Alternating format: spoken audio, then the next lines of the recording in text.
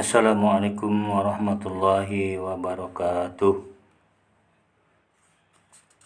Bismillah, alhamdulillah, wassalatu wassalamu ala rasulillah Sayyidina Muhammad ibn Abdullah wa ala alihi wa sahbihi wa mawala alladzi la nabiyya ba'da la hawla wa la quwwata illa billah. Allahumma rabbi shrah li sadri wa yassir li amri wa hlul 'uqdatam min lisani yafqahu qawli, amma ba'du. Dalam hadis dijelaskan, semua hamba ketika naza, ketika sakarat, maka lisannya tertutup tak berbicara sepatah kata pun.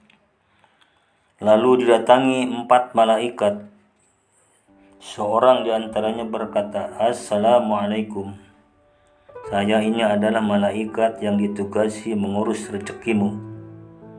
Saya telah mencari di seluruh pelosok bumi, dari ujung timur sampai barat, tetapi saya tak mendapati sisa jatah rezekimu sesuapun saat ini."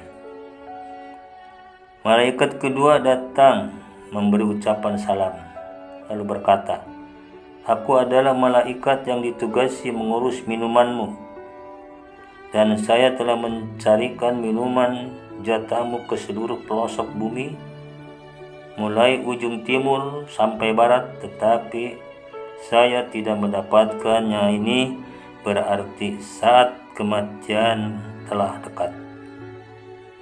Malaikat ketiga mendekatinya dan mengucapkan salam, "Assalamualaikum. Aku adalah malaikat yang diserahi mengurus napasmu. Aku telah berusaha mencari napasmu ke seluruh pelosok bumi, dari ujung timur sampai barat, tetapi aku tidak lagi mendapatkan sisa napas untukmu." Malaikat yang keempat datang dan berkata, "Assalamualaikum. Saya adalah malaikat yang bertugas mengurus ajal umurmu. Saya telah berkeliling mulai ujung timur sampai hingga ujung barat, tetapi tak mendapatkan 1 jam pun masa untukmu."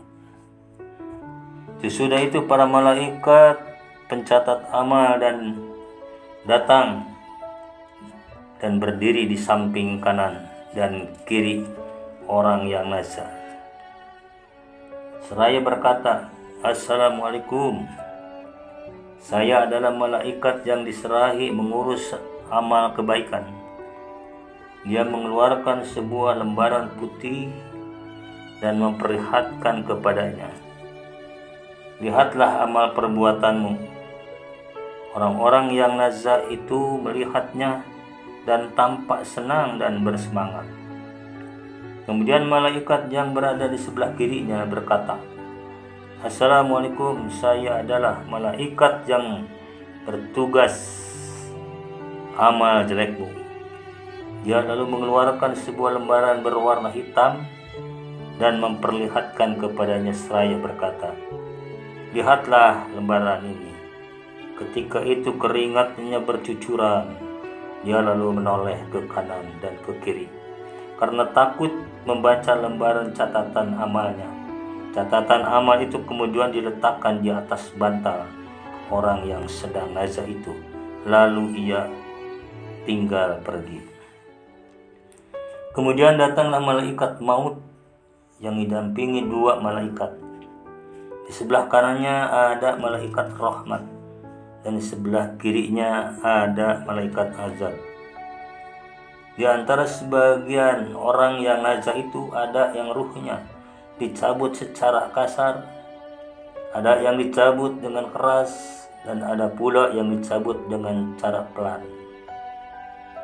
Apabila ruh orang yang nazar itu telah sampai pada kerongkongan, maka malaikat maut segera mengambilnya.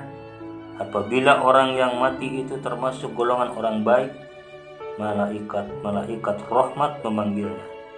Dan apabila termasuk orang yang tidak baik, maka malaikat azab memanggilnya.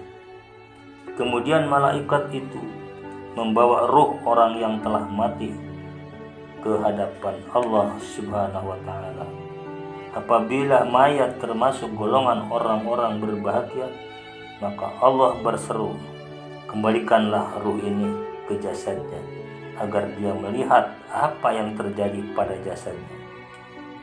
Malaikat yang membawa ruh tersebut lalu turun kembali dengan meletakkan ruh tersebut di tengah-tengah rumah, dan dia melihat siapa yang sedih atas mayat dan siapa yang tidak bersedih atasnya. Ruh itu hanya dapat melihat, tapi tak dapat berbicara. Ketika jenazah dibawa menuju kuburannya, maka Allah Subhanahu wa taala memerintahkan agar ruh itu kembali ke jasadnya sebagaimana ketika di dunia. Ada beberapa pendapat mengenai masalah ini.